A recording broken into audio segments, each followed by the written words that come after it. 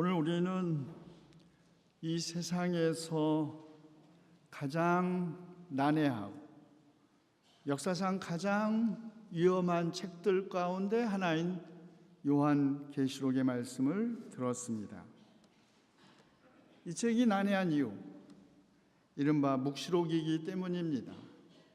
묵시, 덮여있는 것을 제거하는 것, 비밀을 폭로하는 것, 숨겨진 혹은 감추어진 것들을 드러내는 이야기, 미래에 대한 수많은 상징들과 비유들이 포함된 책이기 때문입니다.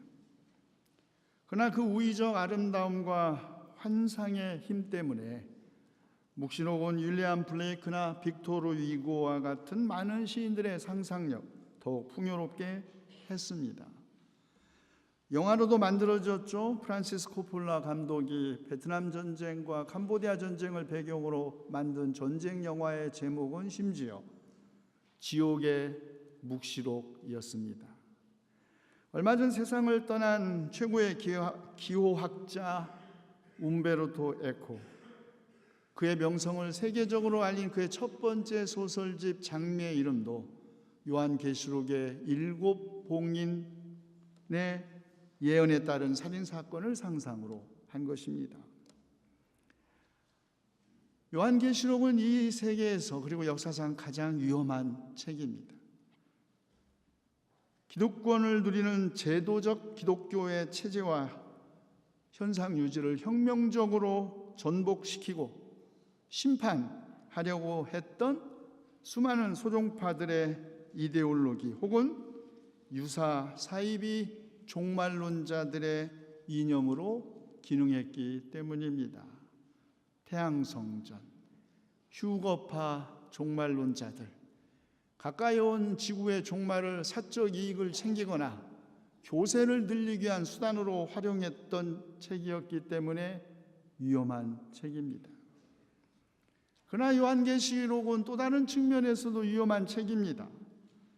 요한계시록은 더 이상 이 세계가 폭력적이지 않고 모든 하나님의 피조물이 평등하고 정의롭고 평화롭게 사는 전적으로 새로운 세상, 새하늘과 새 땅을 꿈꾸었던 사회혁명을 추동한 책이기 때문입니다. 권력자에게 위험한 책이죠. 더 이상 착한 사람들이 억울하게 고통받고 죽임을 당하지 않는 세상, 권세자들이 심판받고 영원한 지옥에 떨어지는 날이 오기를 기다리는 사람들에게 희망을 주었기 때문입니다.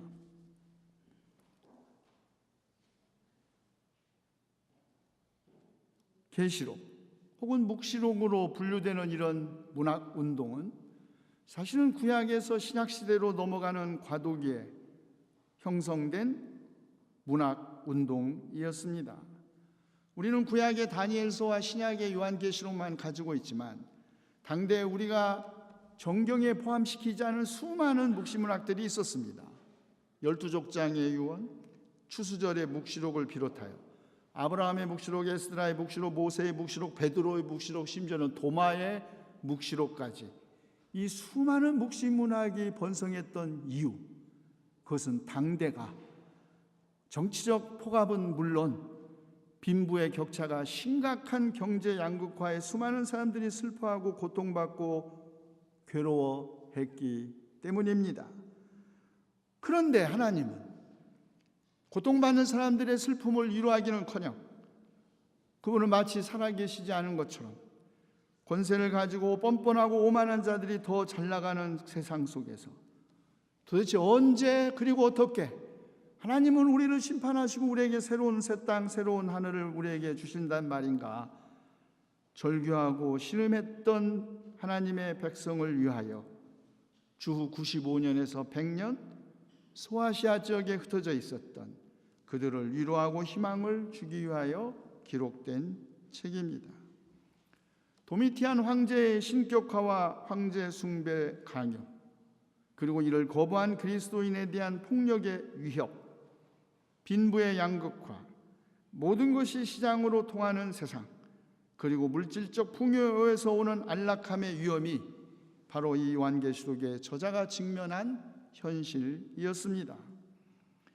요한계시록은 이런 현실, 곧 로마 제국의 폭력적 억압과 암울한 현실에 대한 심판과 체제의 파국적 전복, 그리고 이루어지는 새하늘과 새 땅에 대한 약속을 상징 언어로 표현한 것이지요. 요한계시록은 설교자에게 가장 어려운 책입니다. 이거 저 설교 준비하면서 얼마나 힘들었는지 모르겠어요.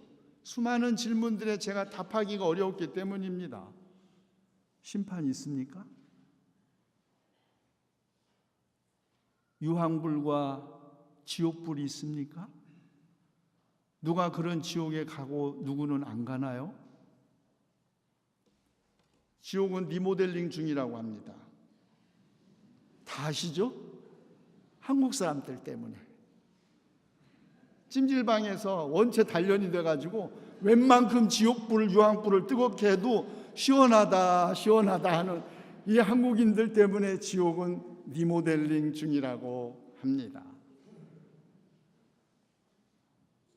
지옥을 이렇게 희화화한다고 해서 지옥이 있는 것도 없는 것도 아닙니까?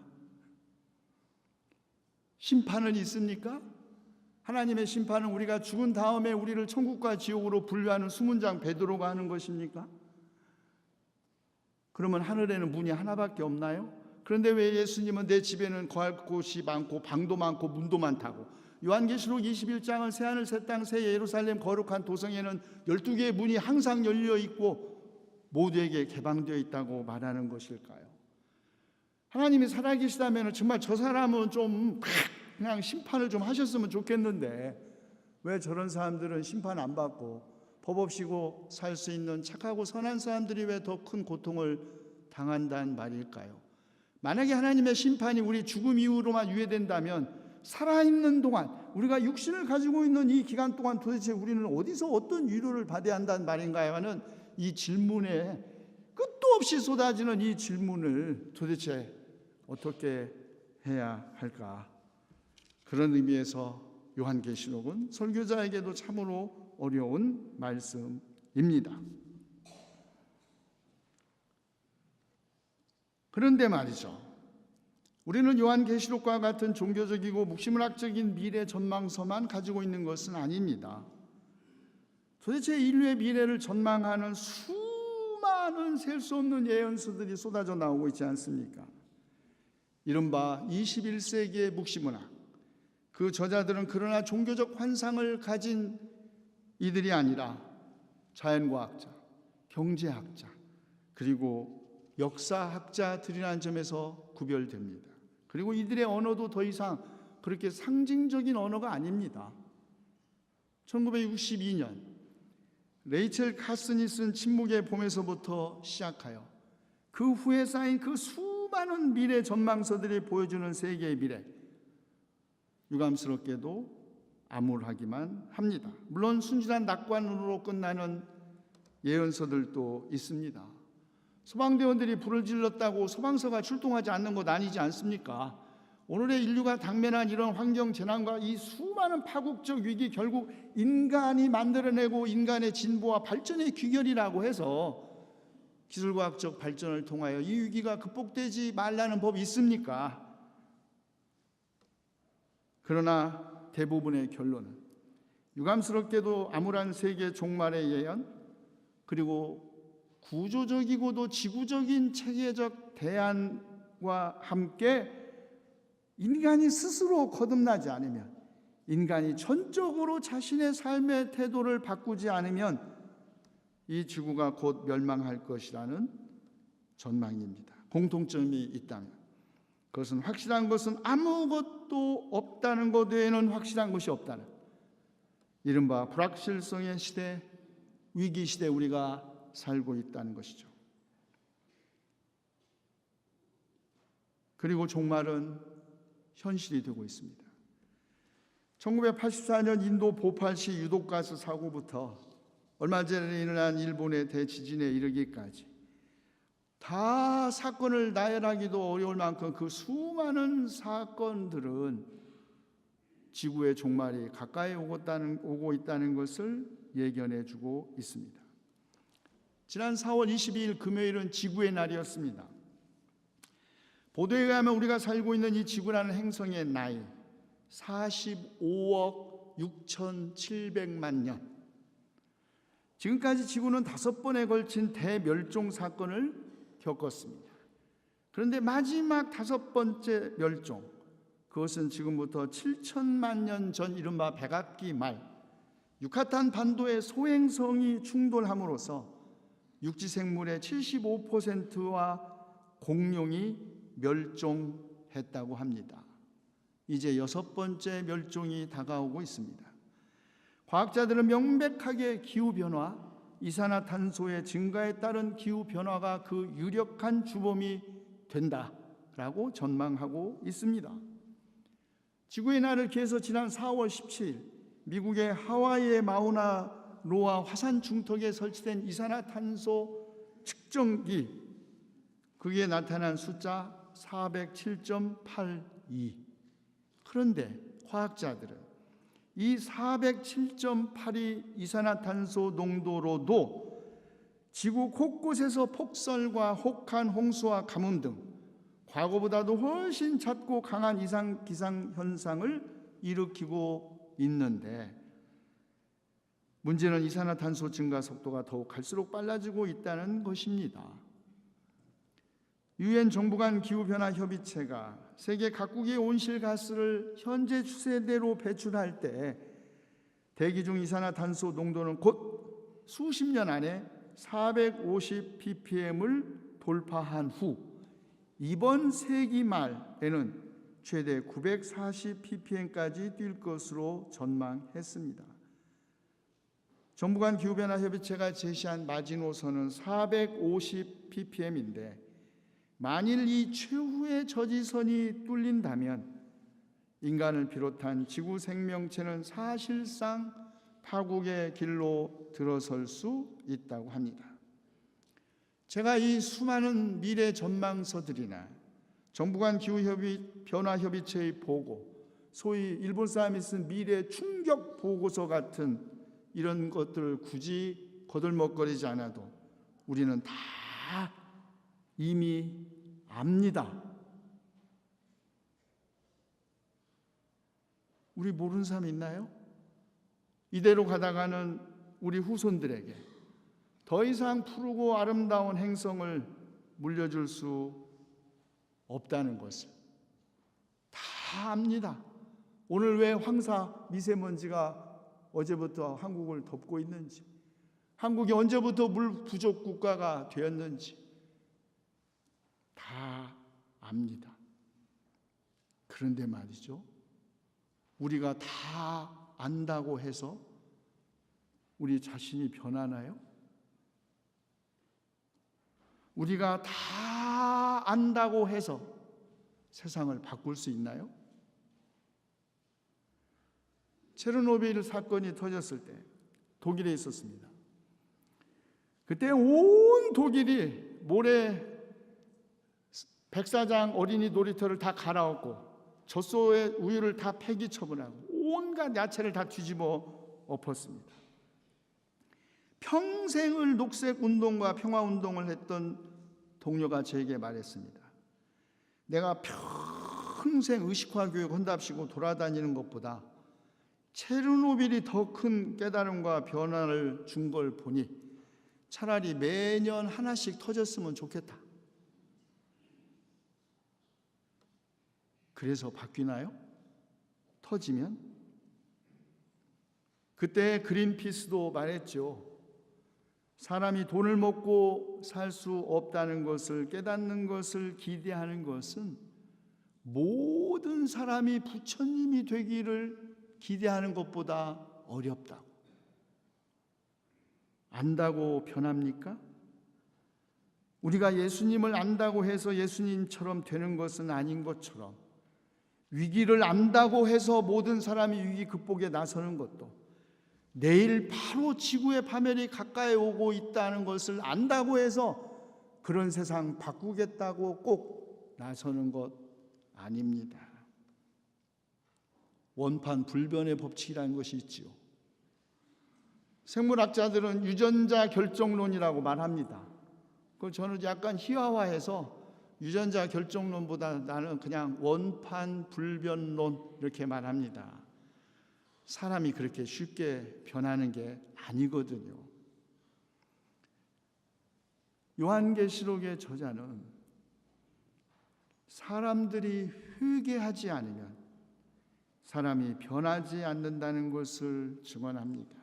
오죽했으면 요한도 물과 성령으로 거듭나지 않으면 새 사람이 될 수 없다고 그랬을까요? 물로 목욕하면 잠시는 개운하고 시원하고 이쁘게 보이겠지요. 그러나 잠시죠. 오직 성령으로 거듭난 사람만이 진정으로 회개하는 사람이라는 말입니다.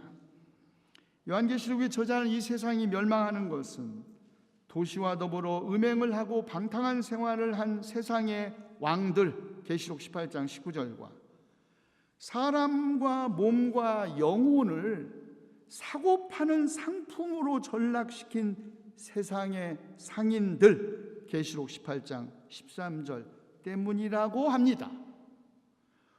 오늘 우리 이 지구를 이 모양으로 만든 우리 모두의 책임이지만 그 누구보다도 결정적 책임을 져야 할 사람, 세상의 왕들과 세상의 상인들입니다. 다시 말해서 우상화된 정치 권력과 우상화된 경제 권력 때문에 결국 세상은 파멸하고 하나님의 심판을 받는다는 것이죠. 하나님은 땅을 망하게 하는 자들을 멸망시킴으로써 응답하십니다. 계시록 11장 18절. 그러나 생명책에 기록되어 있는 사람들, 우상에 굴복하지 않고 새하늘 새 땅을 소망하며 고난받는 사람들을 위하여 하나님은 친히 그들과 함께 계시며 그들의 눈에서 모든 눈물을 닦아주실 것이니 다시는 죽음도 없고 슬픔도 울부짖음도 고통도 없을 것입니다. 그리고 목마른 사람은 누구나 돈이 없어도 거저 마실 수 있게 하실 것입니다. 이는 이사야 예언자의 말씀에 상응하는 요한의 말씀입니다. 너희 모든 목마른 사람들아 어서 물로 나와오라. 돈이 없는 사람도 오너라.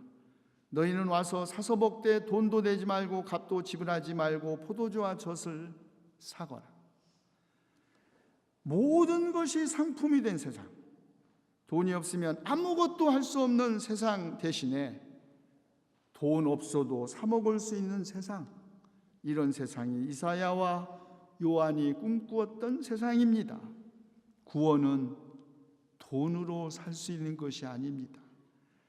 하나님이 우리를 자녀로 삼으시고 친히 우리와 함께 계시는 것이 구원이기 때문입니다.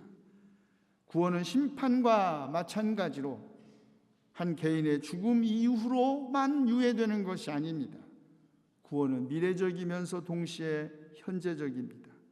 그리고 오직 이기는 사람에게는 생명수의 상속이 약속됩니다.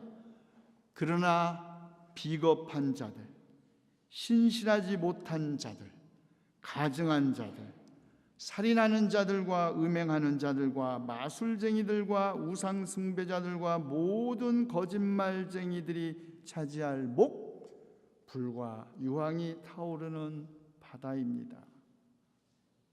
그런 지옥 우리가 만들었습니다.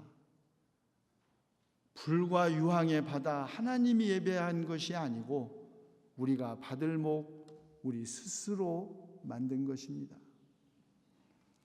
그런데 놀라운 것은 하나님의 거룩한 도시 새 예루살렘에는 밤도 없고 온 종일 대문을 닫지 않는다는 것입니다. 계시록 21장 25절. 이것은 죄를 지은 사람은 하나님의 새로운 거룩한 도성 새 예루살렘으로부터 배제된다라는 뜻이 아닙니다. 하나님의 거룩한 도성 새 예루살렘, 새 하늘과 새 땅은 죄를 짓지 않은 사람들을 위해서 준비된 것이 아니라 그리스도의 피로 옷이 하얗게 빨래된 옷을 입은 사람들, 다시 말해 그리스도의 피로 깨끗함을 받은 사람들을 위하여 예비된 것입니다. 새하늘과 새 땅, 하나님의 거룩한 도시 새 예루살렘, 눈물과 슬픔과 울부짖음과 고통과 죽음이 없는 곳에는 회개한 사람들이 들어갈 수 있다는 말입니다. 종말을 향한 파국, 가까이 온 지구의 종말, 인간이 회개하지 않는 한, 다시 말해서 전적으로 새로운 가치와 삶으로 자신의 삶의 방향을 전환하지 않는 한 언제든지 다시 일어날 수 있습니다. 메타노이아, 지금까지 잘못 걸어온 길에서 돌이켜 본래 가야 할 곳을 향하는 것, 이것이 회개입니다. 하나님은 겸손한 사람, 회개하는 사람, 나를 경외하고 복종하는 사람, 바로 이런 사람 내가 좋아한다고 말씀하셨습니다. 이사야서 66장 2절. 그렇다면 지금 가까이 온 지구의 종말 앞에서 우리가 해야 할 회개는 보다 많이 해서 보다 적게, 보다 빠르게 해서 보다 느리게, 보다 높게 해서 보다 낮게로 우리의 삶의 방향을 전환하는 것입니다. 그리고 그런 전환은 오직 성령의 역사에 의해서만 가능합니다. 스리랑카의 신학자 알로이스 피에리스는 가난으로부터의 자유가 가난에서부터 오는 자유와 결합하지 않으면 우리 시대의 우상 만몬주의와의 싸움에서 결코 이길 수 없다고 말했습니다. 가난은 극복되어야 합니다. 불편한 정도가 아니라 생명을 파괴합니다. 그러나 우리는 알고 있습니다. 이 세상에 수많은 사람들이 굶어 죽어가는 것, 통계로도 알습니다. 매초 몇 명이 죽어가는지 우리는 다 압니다. 심지어는 그들이 죽어가는 것, 이 지구가 충분한 식량을 제공하지 못하기 때문이 아니라는 것도 압니다. 세계 곡물 시장 메이저들의 장난이라는 거 다 압니다. 모르는 사람 아무도 없습니다. 그러나 만몬의 지배로부터 우리가 벗어나는 길은 우리가 만몬을 가지고 있을 때가 아니라 가난에서부터 오는 자유를 우리가 스스로 행복하게 누릴 때입니다. 왜냐하면 숭배자 없는 우상은 힘을 잃기 때문입니다. 사람들의 시간과 피를 먹고 살면서 생명을 파괴하는 우리 시대의 우상, 이 만모니즘으로부터 생명을 더 풍성하게 하는 생명의 영이신 하나님에게로 우리가 회개할 때 하나님은 우리에게 새 하늘과 새 땅을 주실 것입니다. 하여 우리는 요한계시록 저자와 함께 이렇게 기도합니다. 아멘. 주 예수여 오시옵소서. 기도합시다. 보아라, 내가 모든 것을 새롭게 한다고 말씀하신 주님, 저희가 회개하오니 죄와 탐욕 때문에 파멸을 향해 가고 있는 저희를 불쌍히 여기시어 저희를 새 땅과 새 하늘로 인도하시옵소서.